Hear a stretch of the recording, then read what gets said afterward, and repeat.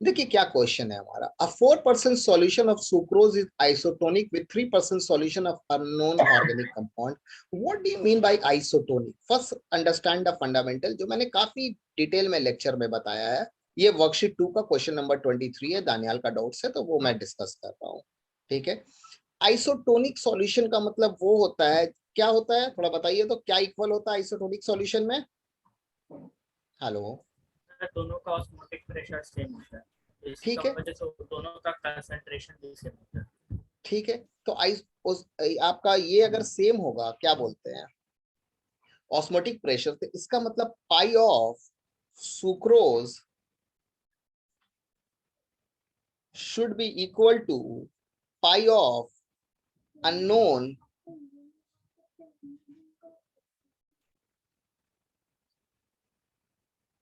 Organic substance. अब हम लोग देखते हैं 4% solution is isotonic with 3% solution. Rishit, how you will do this? It whether it will express in gram और it will express in millilitre? You have done तो? Yes, sir. So what it will be, 4 gram or 4 milliliter? What you have taken over there? Sir, 4 milliliter. 4 milliliter है? No, sir, a gram, sorry, solution. See, if nothing is given over there, 4% solution, that means 100% solution give 4 gram. Anas कैसे किए हो? 4 gram substance. Okay, So 4% of 100, so 4 gram. So मैं अगर ये निकालने जाता हूं, पाई ऑफ, ठीक है, C12H22O11, तो ये क्या होगा? CRT। इसका कॉन्सेंट्रेशन सिर्फ चेंज होगा, है ना? और अगर मैं अननोन निकालने जाऊंगा, अननोन ऑर्गेनिक, तो ये भी क्या होगा? CRT। ऑब्वियसली इसे C1 मान लो पहला का, इसे C2 मान लो। R कांस्टेंट होगा, T कांस्टेंट होगा। Therefore according to this fundamental can be write like this, C1RT is equal to C2RT। Agree है? Yes, sir. ये कैंसिल हो जाएगा। कॉन्सेंट्रेशन क्या है? मोल पर वॉल्यूम, मोल पर वॉल्यूम, ठीक है। 3% आपका दिया है, तो इसका मतलब क्या है? आप ले सकते हैं 100 ml सॉल्यूशन में 4 ग्राम सुक्रोज है। Is it okay Daniyal? Yes, sir. Yes, sir. और यहाँ 100 ml में क्या है? 3 ग्राम C12H22O11 है। ठीक है, तो ये आपका कॉन्सेंट्रेशन क्या होता है? मोल पर वॉल्यूम। क्या होता है? मोल पर वॉल्यूम। तो मोल क्या है आपका? Mass by molecular mass. Sucrose क्या होगा? 342। वॉल्यूम कितना है? 100 ml। C2 क्या होगा? 3 ग्राम। मॉलिक्यूलर मास क्या है? अननोन है, m मान लेते हैं, by 100। Therefore can we write 3/42 by 100 is equal to 3/m/100। ये तो कैंसिल हो गया, और ये आपका क्या दे दिया? 3/42 is equal to 3/m। so what is m? 342 into 3/4। Calculate करके देखिए, आंसर मैच कर रहा है, यस और नो? 256.5।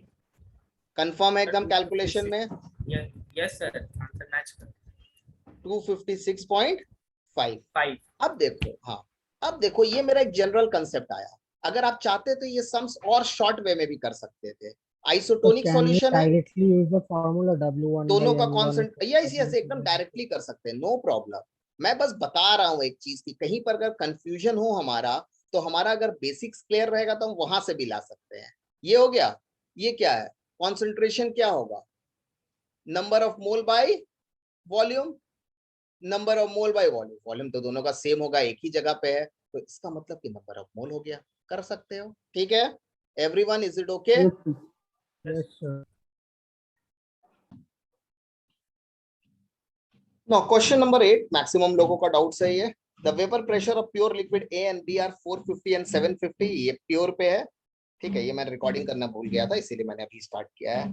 ठीक है, ये हो गया। टोटल प्रेशर ये दिया है, पीए पीबी निकालना है, ये दिया है। मोल फ्रैक्शन तो हमारा दिया ही नहीं, ना मास दिया है ना नंबर ऑफ मोल दिया है।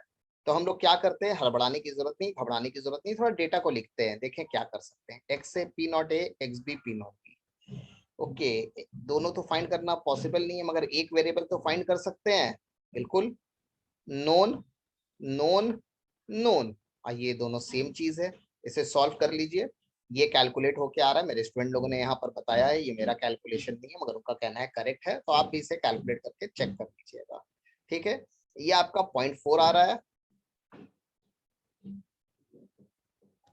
Yes, sir. ठीक है, अब हम लोग आगे बढ़ते हैं। अब हम लोगों के लिए बहुत सिंपल है, अगर हम लोग फाइंड करना चाहेंगे पी ए, तो क्या होगा, x A P not A. X A कितना है, 0.4 इंटू पी नॉट कितना है, 450। ये कैलकुलेट कर लीजिए। पी बी क्या है, X B P not B. ठीक है, अब इसे फाइंड कीजिए, 0.6 इंटू 700 था ना। हाँ, Yes, sir. ये कैलकुलेट करके मुझे बताइए तो फास्ट।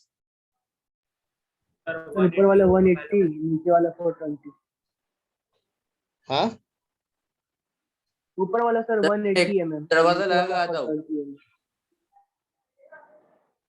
mm। ये 420। 420.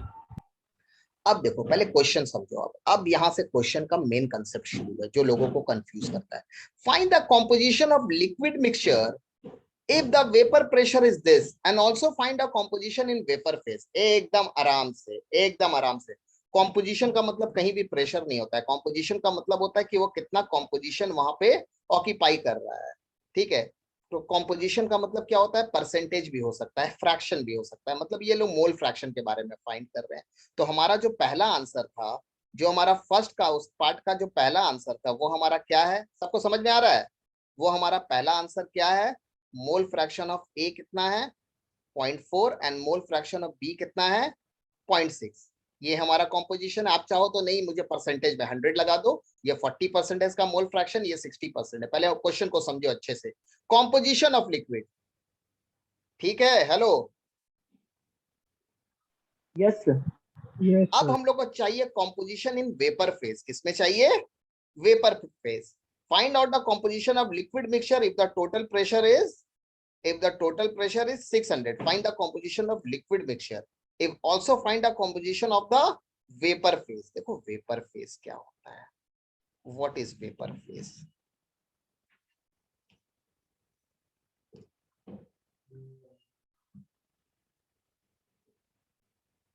del p by p not कितना था,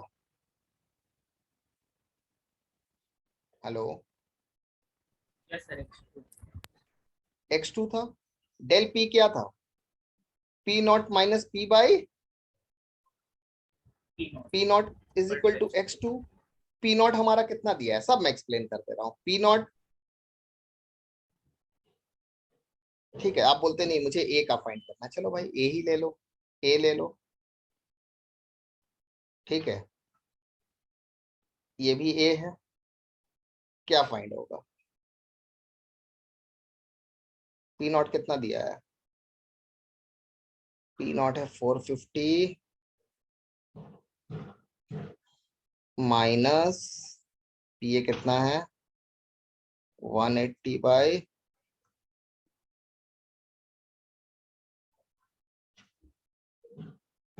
देखो तो कितना वैल्यू आ रहा है, थोड़ा कैलकुलेट करके देखो तो।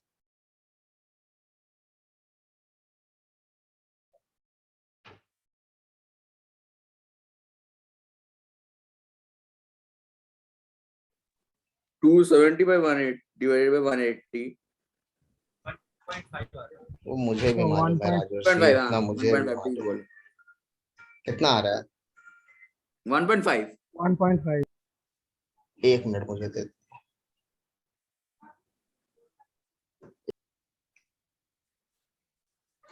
चलिए क्या आ रहा है, 1.5. 1.5। आंसर क्या दिया है, 5। 1.5 आ रहा ना, आंसर क्या दिया है वर्कशीट में, देखना 0.7. पड़ेगा एक सेकंड. हाँ, 0.7 0.7. हम्म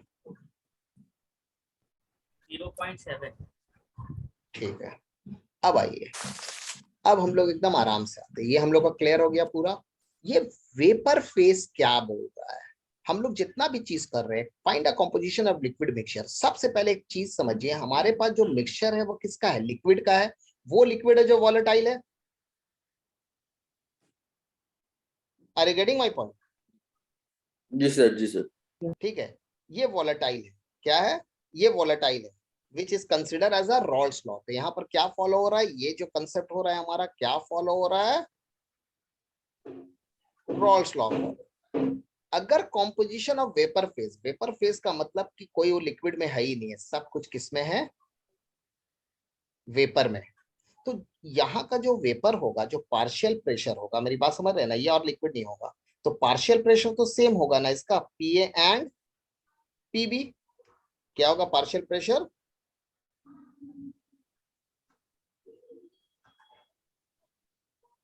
ठीक है, तो हम लोग बोल सकते हैं partial pressure of solution is equal to mole fraction of solvent into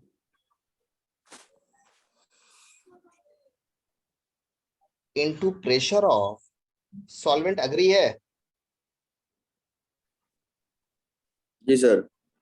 ठीक है, पहले सुन लीजिए अच्छे से, ये ग्राफ के थ्रू हम बताने वाले थे, ये अभी मैंने बताया नहीं है, तो अभी अच्छे से सुन लीजिए। ये देखिए, ये फंडामेंटल आपका क्या है? ये सबसे पहले रॉल्स लॉ है। ये दोनों क्या है? वॉलेटाइल कंपोनेंट है, दोनों का दिया हुआ है। ठीक है, also find a composition in vapour phase. मतलब अब मोल फ्रैक्शन फाइंड करो अगर ये वेपर फेज में है। किसमें है? दोनों वेपर फेज में है।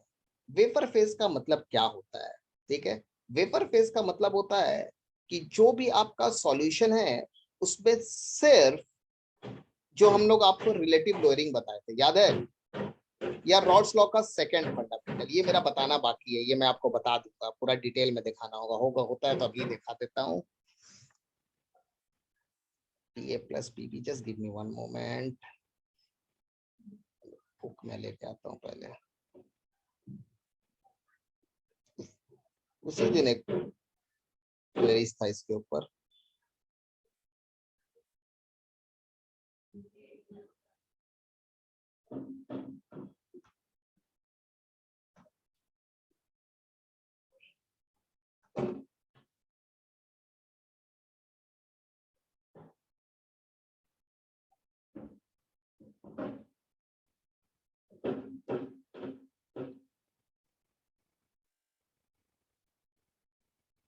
ठीक है, ये मैं आप लोगों को एक्सप्लेन कर दूंगा नेक्स्ट क्लास में, बस अभी इसको दिमाग में रखिए। ये वैंटॉफ के बाद मेरे लिए ज्यादा इजी है, मुझे वैंटॉफ के बाद ही बताना चाहिए था।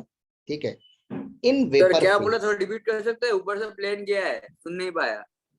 नहीं नहीं, प्लेन नहीं गया है। ठीक है, नेटवर्क का कुछ होगा, सुन लीजिए अच्छे से। ये वैंटॉफ के बाद में और डिटेल में कर दूंगा। इस चीज को सिर्फ दिमाग में रखिए कि अगर कोई वेपर फेज में बोलता है, किस में बोलता है, ये मुझे आप लोगों को कॉलिगेटिव प्रॉपर्टी का रिलेशन दिखाना होगा, नॉर्मल बाई एबनॉर्मल। अगर कोई वेपर फेज बोलता है, सब बुद्धि छोड़ दीजिए, कुछ दिमाग नहीं लगाना है, इतना ब्रेन में नहीं जाना है। ठीक है, इन वेपर फेज अगर आप मोल फ्रैक्शन फाइंड कर रहे हैं तो याद रखिए, मोल फ्रैक्शन ए का फाइंड कर रहे हैं तो ये क्या होगा? Number of mole of A by number of mole of B. आपको नंबर ऑफ मोल मालूम है? नहीं मालूम है? तो याद रखिएगा, number of mole is directly proportional to P A. Colligative property है, नंबर ऑफ मोल और ए और B is directly proportional to P A plus PB. Not try to understand the thing. ठीक है, वेपर फेज में पूछ रहा है, vapour phase में ये दोनों आपका डायरेक्टली प्रोपोर्शनल होता है। मैं दिखा दूंगा नॉर्मल बाई आप नॉर्मल, मैं भी सिर्फ इसको दिमाग में रखिए। तो ये क्या होगा? PA by PA plus PB. Partial pressure तो सेम होगा ना। पार्शियल प्रेशर पीए का कितना दिया है, कितना निकाले थे हम लोग? 180 बाई 420। ठीक है, ये मैं क्रिस्टल क्लियर कर दूंगा, ज्यादा अभी टेंशन लेने की जरूरत नहीं है। 500 600 3 6 नहीं 6 3 6 10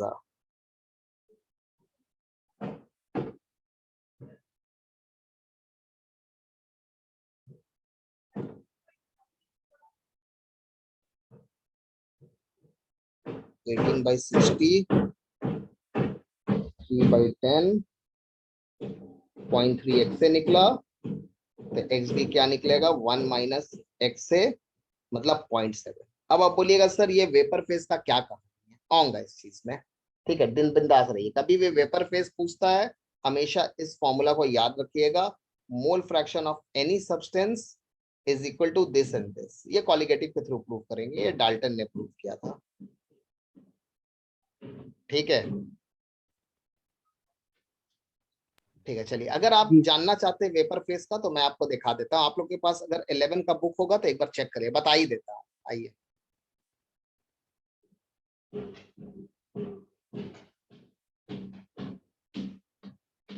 partial pressure of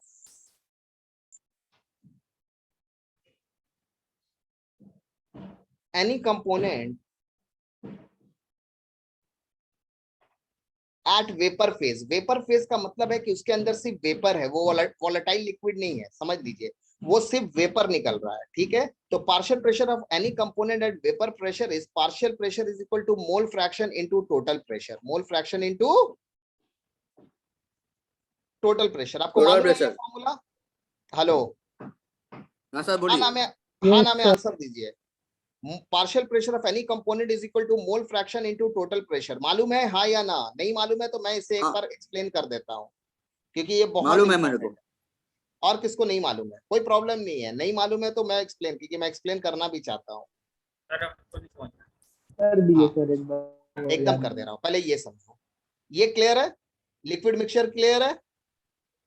yes sir. Vapour phase जब भी बोलेगा क्या होगा हमारा, partial pressure is equal to mole fraction into total pressure. चलिए हम लोग 11 में चलते हैं और इसे अच्छे से पहले देख लेते हैं, इसे कंप्लीट ही कर देते हैं।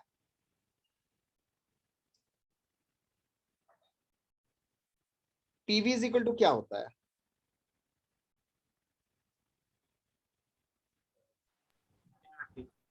एनआरटी।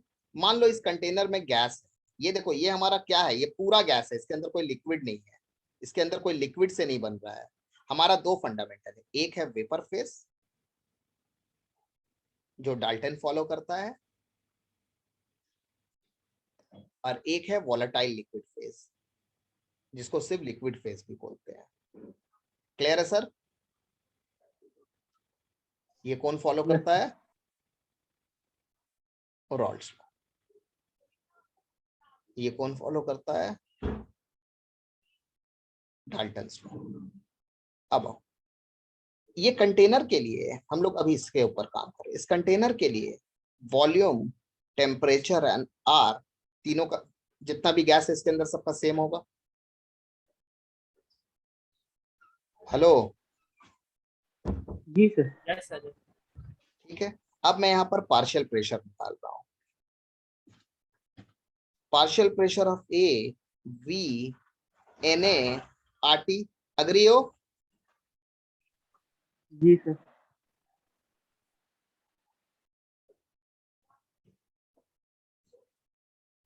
अग्री हो? अब मुझे Yes, sir. Equation partial pressure of A के बारे में निकालना है, तो मैं क्या कर रहा हूं, from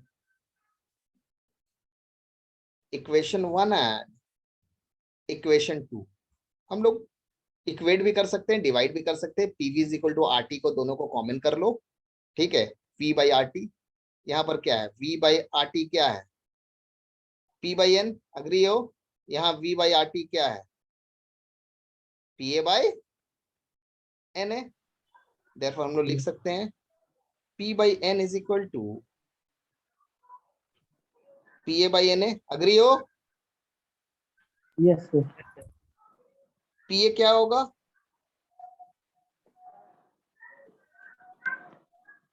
N A by N into P, agree है? Yes sir. तो पी ए क्या होगा, mole fraction into total pressure, ठीक है। जी सर। अब मान लो उस कंटेनर में आपका, उस कंटेनर में मान लो आपका एक से ज्यादा गैस है, ठीक है, तो वो क्या हो जाएगा, वो सब ऐड हो जाएगा जितना भी होगा। Yes sir. तो यहाँ पर हम लोग का दो ही है, तो मैं क्या लिख रहा हूँ, P is equal to X A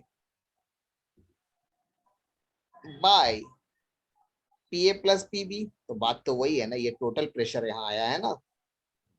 Yes, sir. Yes. ठीक है सर जी, Yes, sir. समझ। कैमरा ऑन कीजिए। देख लीजिए, मैं अभी सबसे डिस्कस कर रहा था, रिकॉर्डिंग अभी करना स्टार्ट किया। ये मेरा 5 लेक्चर है जो कन्वर्जन का है, जो मैंने आपको दिया है। I want to be completed by Monday, मुझे स्कैन करके ये भेजिएगा। ठीक है, हम लोगों का क्या टारगेट है, जो हमने पहले भी डिसाइड किया था। ठीक है, ऑर्गेनिक केमिस्ट्री,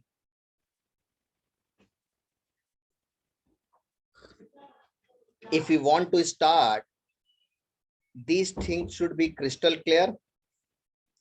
क्या क्या क्रिस्टल क्लियर होना चाहिए हमारा? नॉमेनक्लेचर, आइसोमेरिज्म, जो आप लोगों का क्लियर है। So that is the advantage, you don't have to do again, and those who have not done, it's a humble request, please do those things। ठीक है, उसके बाद हम लोग क्या करेंगे, उसके बाद हम लोग स्टेप अप स्टेप डाउन में आएंगे।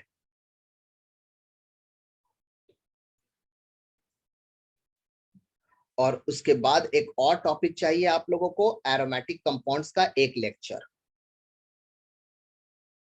उसके बाद आप मुझे ऑर्गेनिक में कोई भी कैटेगरी बोलो, हेलो एल्केन हेलो एरिन, क्या 20 से भी कोई बोलोगे तो मैं पूरा पढ़ा दूंगा। तो हेलो एल्केन हेलो एरिन करने से पहले ये मुझे ये 4 चीज एकदम क्लियर चाहिए।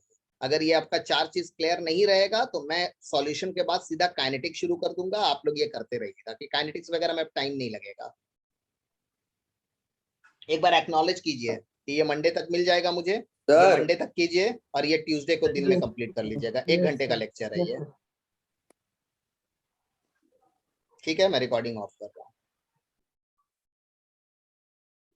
So these are some of the notations। Semi normal किसको बोलते हैं? n/2 नॉर्मलिटी को, जिसको हाफ नॉर्मलिटी पे बोल सकते हैं। सेमी मोलर, सेमी मतलब आधा, डेसी मतलब डिवाइडेड बाय 10, एंड सेंटी मतलब डिवाइडेड बाय 100। तो बहुत बार क्वेश्चन में आता है सेंटी मोलर, सेंटी नॉर्मल, तो ये आप समझ जाओगे क्या चीज है। Is it okay? सो अब हम लोग और भी क्वेश्चन देखने जा रहे हैं।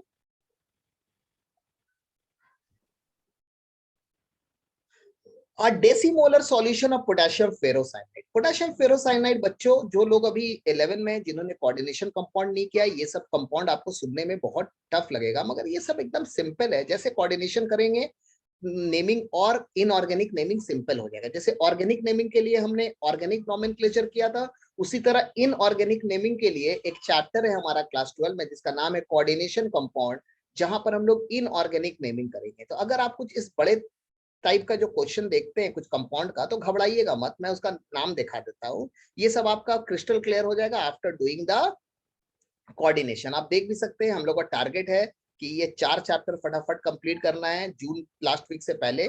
ठीक है, मैं आपको रिकॉर्डेड लेक्चर भेजूंगा, आप लोग वो चीज देखिएगा और उसके बाद वर्कशीट आके यहाँ पर सॉल्व करेंगे। चलो now back to the work. A decimolar solution मतलब कॉन्सेंट्रेशन क्या दिया है, m/2। m/2 को आप हाफ मोलैरिटी भी कर सकते हैं। देखिए अलग अलग वे है, बहुत लोग इसको 0.5 मोलैरिटी कर लेते हैं, मतलब तो वही है ना। इक्वल मतलब क्या होता है मैथ्स में, all are equal. Potassium ferrocyanide किस कंपाउंड को बोलते हैं? K4FeCN whole 6। ठीक है, क्या बोल रहा है? 50% डिसोशिएटेड, मतलब अल्फा इज 50% का मतलब क्या होता है? अल्फा इज इन फ्रैक्शन, सो 50/100 कर लोगे तो क्या आ जाएगा? 0.5। Is it okay? Hello, alpha fraction 1/10 होता है ना। जी। हाँ अनस बोलिए। डेसिमोलर तो 1/10 होगा। डेसिमोलर हाँ 1/10 होगा ना। बहुत अच्छा, कोई भी कुछ भी नहीं बोले। ठीक है, सब कहाँ खोए हुए हैं मुझे मालूम नहीं। वेरी गुड, ये सेमी होता है। देखे नहीं मतलब बाइनोकुलर चाहिए क्या? 0.1 मोलैरिटी। टेम्परेचर दिया है चश्मा लगाना पड़ेगा शायद। बाबू, चश्मा नहीं लगाना होगा, मन का जो चश्मा है ना वो खोलना होगा। आइए, अब मुझे क्या फाइंड करना है? Osmotic pressure. ये क्या है? ये आपको अल्फा आई दे के ही आपको बता दिया गया है कि दादा ये इलेक्ट्रोलाइटिक सब्सटेंस है। क्या है ये? एक इलेक्ट्रोलाइट है। इलेक्ट्रोलाइट के लिए मुझे पाई क्या होगा, क्या चाहिए? यहाँ पे प्रेशर चाहिए। तो ICR पाई क्या होगा? ICRT। क्या होगा? ICRT। ठीक है, थोड़ा सा रुक जाओ, मैं थोड़ा सा ये वीडियो में एक्सप्लेन किया हूं मगर फिर से यहां पर भी एक्सप्लेन करना थोड़ा चाहता हूं। K4 Fe Cn होल 6, अगर आप इसको ब्रेक करते हो तो क्या आता है 4K प्लस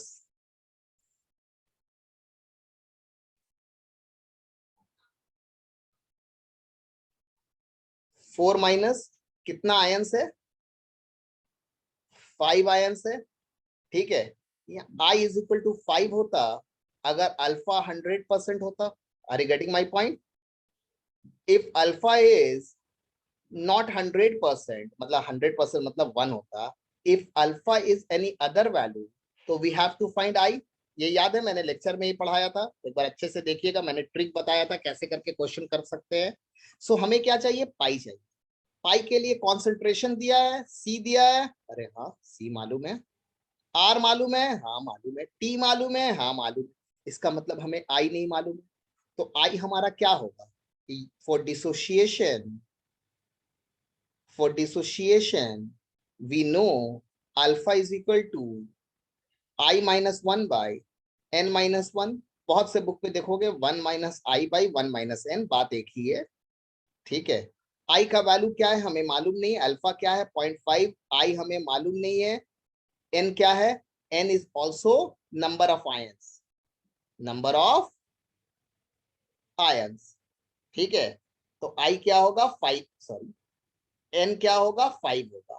आप खुद सोचो ना, आप बोलोगे सर तो इसका मतलब 100% में, ठीक है, आई का वैल्यू एन के बराबर होगा, बिल्कुल, मगर उससे कुछ भी चेंजेस होगा तो जरूरी नहीं है।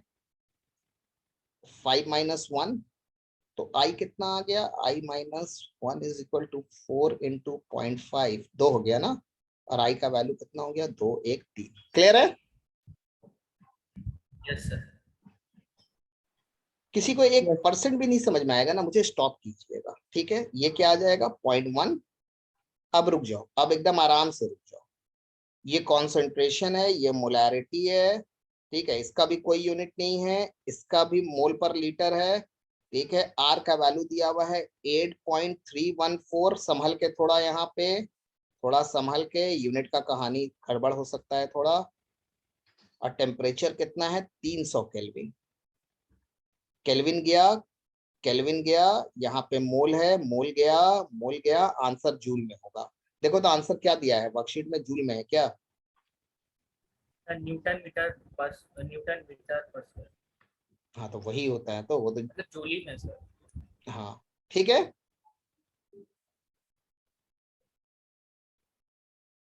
Hello, yes sir. जी sir.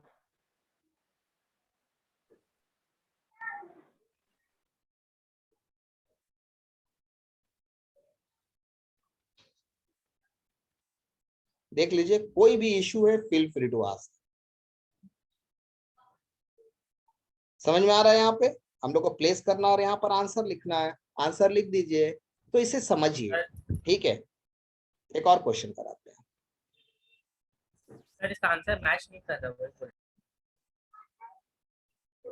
No, this is a doubts by ones. उनका कहना है कि उनको एसोसिएशन समझ में नहीं आ रहा है। ठीक है, हम लोगों को मालूम है, जिन्होंने पढ़ा है, रिकॉर्डेड लेक्चर देखा है, मैं उनसे बात कर रहा हूँ, बिना रिकॉर्डेड लेक्चर देखे हुए ये समझ में आना मुश्किल है। इलेक्ट्रोलाइट दो तरह का होता है, हम लोग सिर्फ इतना जानते थे क्लास 10 में कि इलेक्ट्रोलाइट वो होता है जो टूटता है, नहीं, इलेक्ट्रोलाइट वो होता है जो एक कंपाउंड में एबनॉर्मेलिटी दिखाता है, मतलब वो टूटता भी है और जुड़ता भी है।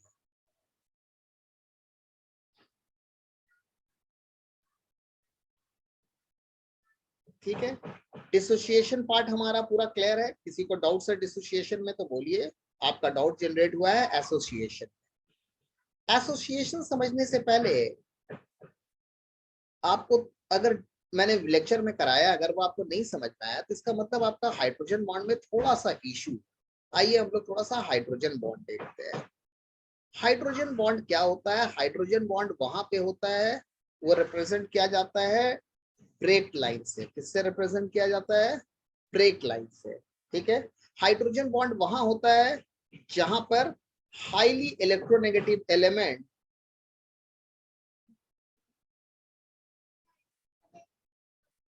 क्यों, क्या काम है बेटा?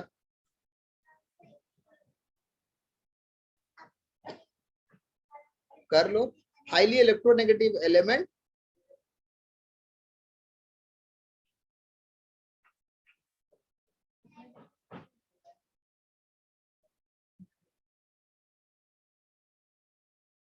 is attached with hydrogen. ये देखा गया है कि ये एक आपका अट्रैक्शन शो करता है। Let's take an example of HF। ये हाइड्रोजन फ्लोराइड है। This is more electronegative and this is less electronegative. हम लोग इस तरह से डेल्टा नेगेटिव डेल्टा पॉजिटिव से करते हैं। अब HF क्या होता है, मान लो यहाँ पर HF का बहुत मॉलिक्यूल है, बहुत मॉलिक्यूल है, तो ये क्या करता है, ये एक अट्रैक्शन शो करता है। क्या शो करता है? एक अट्रैक्शन जो डेल्टा पॉजिटिव और डेल्टा नेगेटिव के बीच में। मैं फिर से बोल रहा हूँ, हाइड्रोजन बॉन्ड के लिए क्या होना चाहिए? हाइड्रोजन होना तो मैंडेटरी है। दूसरा, हाईली इलेक्ट्रोनेगेटिव एलिमेंट से वो अटैच होना चाहिए। हाईली इलेक्ट्रोनेगेटिव एलिमेंट से वो अटैच होना चाहिए। ये देखिए, ये देखिए। तो HF का एक्चुअल फॉर्मूला क्या होता है? HF होल n, जो हम लोग BSc वगैरह में देखेंगे। किसमें देखेंगे हम लोग? BSc वगैरह में देखेंगे। ठीक है, हम लोग किसमें देखेंगे? BSc वगैरह में देखेंगे। अब देखो, ठीक है, वाटर H2O, ठीक है, एंड H2S। क्लियर है? हम लोग ये सोचते हैं कि हम लोग ये जानते हैं, higher the molecular mass,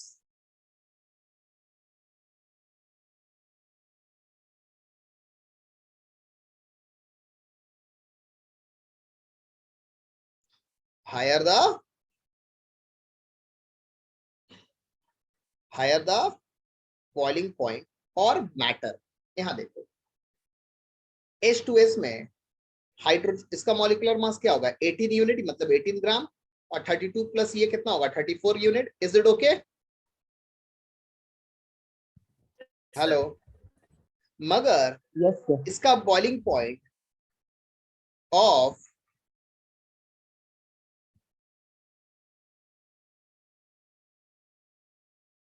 water is greater than boiling point of H2S। क्यों? Because water shows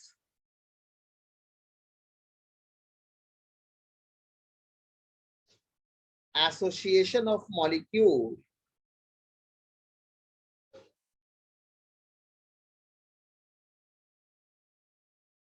so net molecular mass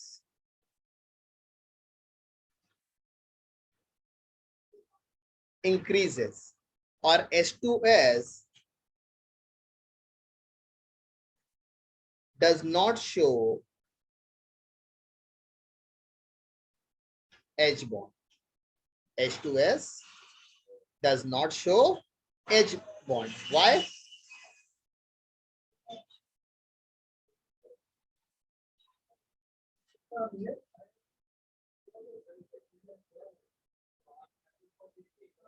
Highly electronegative है।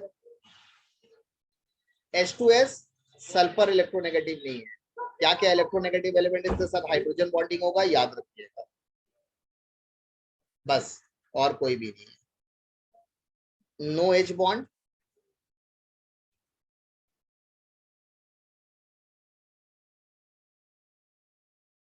नो H बॉन्ड, और यहां पर क्या है? H bond. क्यों?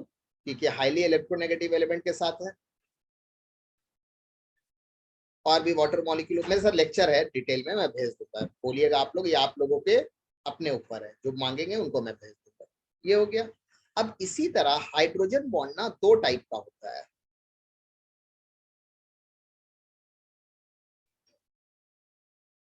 एक होता है इंटरमॉलिक्यूलर हाइड्रोजन बॉन्ड, और एक होता है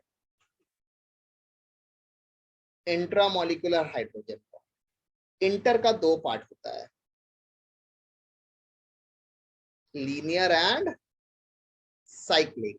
लीनियर मतलब जो साइक्लिक नहीं हो, HF, H2O, और साइक्लिक क्या होता है? बेसिकली ऑर्गेनिक एसिड्स क्या होता है, विच फॉर्म्ड डाइमर। एक मैं एसिटिक एसिड का एग्जांपल देता हूं, डेल्टा नेगेटिव डेल्टा पॉजिटिव,